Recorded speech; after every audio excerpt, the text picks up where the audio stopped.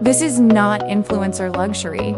This is the kind of home built for billionaires who don't want to be seen. Let me show you what real exclusivity looks like.